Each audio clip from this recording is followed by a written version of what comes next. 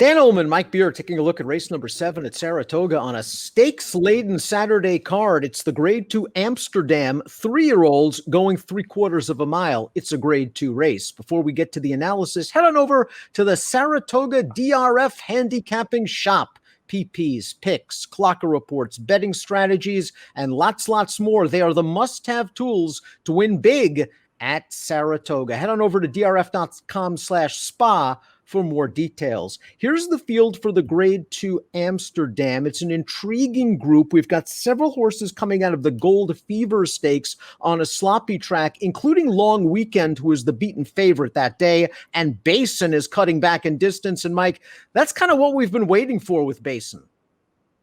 Yeah, I think that's probably right. He hasn't sprinted since he won the Hopeful as a 2-year-old up here. I don't know, Dan. We'll see. They're cutting him all the way back to 6, though. You sort of felt like maybe he'd be a little more comfortable going maybe 6.5 or 7. Let's throw up the Timeform US pace projector. I'm not sure about this blue bar scenario. I know it is a short field, but Long Weekend is fast. Yelpan has been up and on the lead in both of his starts. You got to think his hand might be forced breaking to the inside. Wonder where Craig has caught a flyer leaving the gate in the Gold Fever. I think the pace is at least going to be fair. Yeah, me too. Maybe it won't be blazing, but I think it's going to be pretty fast as well, Dan. And we'll see what happens with Yalpan, because I think, in my opinion anyway, the only real question of the race for him is how's he going to deal with some faster horses in this spot. Let's talk about Basin, the winner of the Hopeful. The last time he sprinted, of course, that was at Saratoga going 7 furlongs. And it's not like he was embarrassed in his 4 starts going 2 turns. He ran into some really nice 3-year-olds, the Baffert Train, Nadal and Charlatan, and last time out, Art Collector and Swiss Skydiver. Not only is this a cutback in distance, but the horse is getting some class relief as well. What happened in the Bluegrass? He did not fire at all. Yeah, I don't know. I mean, that really is the only one of those route races, though, so far this year where he didn't run, at least an okay race. I mean, it never looked like he was going to win any of the other ones, but he ran pretty well, I thought, at Oaklawn through the winter. He didn't run well last time. I think cutting him back is the right thing to do. Again, we'll see if the 6 is maybe a little too short for him. He should have some pace in front of him, though. And he did beat a good horse in 3 Technique last year in his maiden race going 3/4 of a mile. We'll see if the pace is fast enough to set things up for Basin, who gets class relief. Let's watch Yalpan's second lifetime start. He ran at Saratoga earlier this meet, first race against winners, and he was able to get to the lead. Now, this is not the strongest non-winners of one other than field. We've seen Binkster before, but Yalpan not only showed good speed, but he showed some determination in turning back Binkster in the stretch to win this race. I think you're absolutely right. The key to Yalpan is he faster than Long Weekend? That's probably doubtful. Can he work out a trip from off the pace against those horses? That's questionable. Yeah, I mean, I think that really is the question. I mean, I'm not going to sit here and knock either of the 2 races this horse has run. He looked good winning on debut at Churchill. He looked good winning last time, obviously, in a race that came back fast. But he really didn't have that much trouble getting to the lead last time.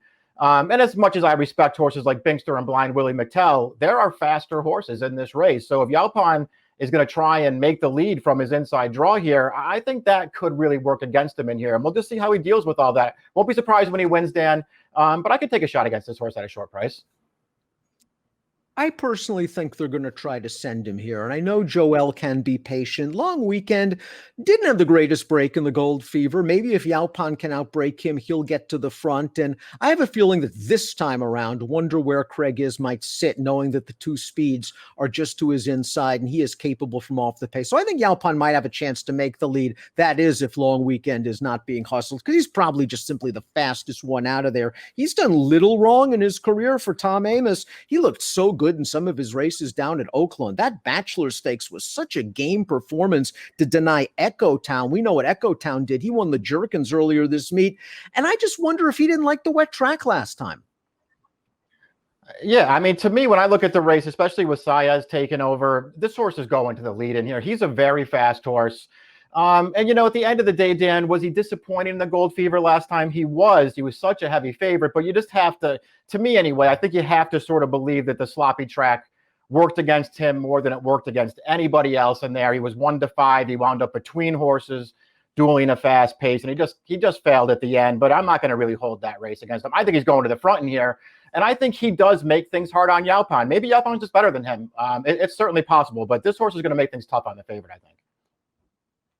Let's watch Premier Star's most recent race, sprinting at Laurel Park against a group of older optional claimers. Again, not the greatest field in the world, but he just shook loose on the turn and made them pay. Rock solid 90 buyer speed figure. And this horse might be a bit of a sleeper in here because all of his sprints are good. Even the race 2 starts back where he finished 4th, he missed the break terribly in that race. He's a horse that likes to be up close. He tried to get into the race widest. It was a race where he was wired as the only 3-year-old in the field. Several horses have come out of that race to win. I'm not holding that race against Premier Star. Really, his only bad race is when they tried him 2 turns. Yeah, no, I agree with that. I thought he did run deceptively well 2 back off that layoff, and he won very easily last time. I guess the issue is being as right as you are. The awkward stumble 2 back cost him his best chance. But as you already sort of mentioned, he does like to be forward. I don't think his running style really helps him in this race, Dan, especially when you consider that he just has to get faster to win.